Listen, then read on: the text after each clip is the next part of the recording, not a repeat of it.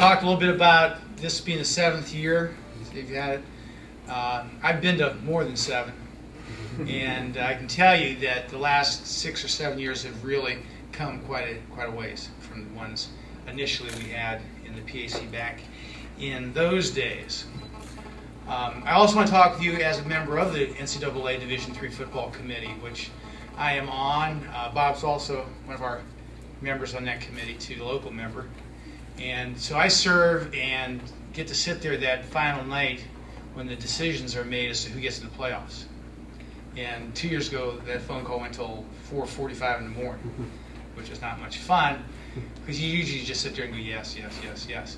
But when you talk about the President's Athletic Conference, one thing that is true, they talk about it with respect, because in the last 4 years, 2 teams have gone twice, and that puts this conference in a very elite grouping, because nationally there's only about 4 or 5 conferences that will happen in. And traditionally, the OAC will always send 2, Texas will send 2, and Minnesota League will send 2 usually, and PAC sending 2 really puts us at the top nationally as far as our reputation, and that's really shows a lot of what has happened in this conference in the last 10, 15 years, because it was not always that way. And I'm proud to be a member of the President's Athletic Conference.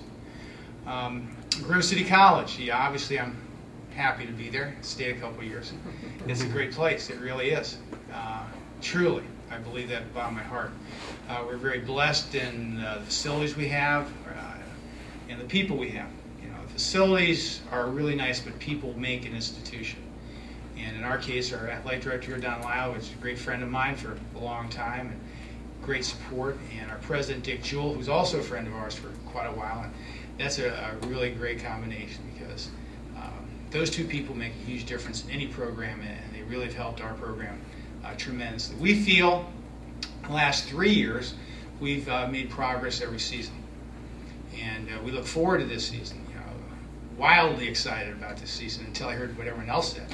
And now I'm wildly apprehensive about this season, because it is competitive.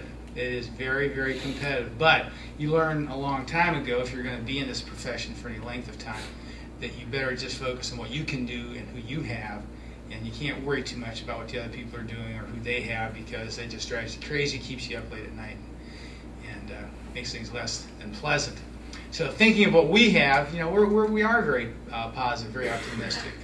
Offensively, we return approximately 8 starters and some very quality people within that program. The offensive line will be the biggest we've ever had. I don't know if that means anything, but they're going to be big guys and experienced. Return quarterback who has set all of our records and will continue to set those. Andrew DiDonato has been a real joy to know as a person and a coach. 2 statistics from this past season, which are very, very, I think, indicative of his success and his continued success this year. He set the school record last year for percentage completion rate, and the school record for the least number percentage-wise of interceptions, which is a good combination, you know, to have those 2 together, as well as all the other passing records. And it is a joy to work with you. It really is. Great running backs. You know, we may have the best running back grouping since R.J. Bowers and those boys. And for those of you who remember R.J., he was not a bad running back for us. And so we're happy about that. 2 great receivers, 2 tight ends. You know, it's a good offensive unit. Very, very, very excited about that.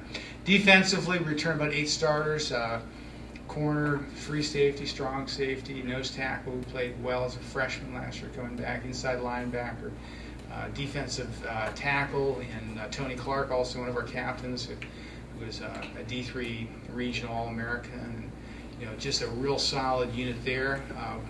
Very excited about the freshman class coming in.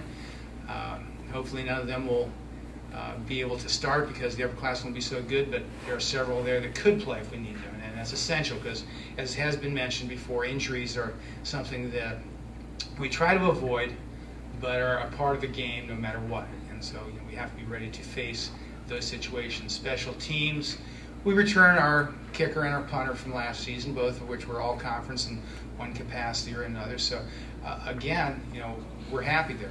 Coaching staff, Same staff for the last 3 years, and I've got some guys on my staff who've been with me now for 14, 13 years. So it's a very solid staff, a very cohesive staff, and very directed. Grove City College looks forward to the competition this fall. It should be very keen, and it's going to be one of those years that obviously W&J and Thomas More, coming off a great season last year, are the two teams everyone's looking at, but everyone's going to be in the hunt, and that's the way college football should be. It should be a competitive afternoon every Saturday, and the PAC will be that way this fall. So thank you for your time, and turn it back over to Joe.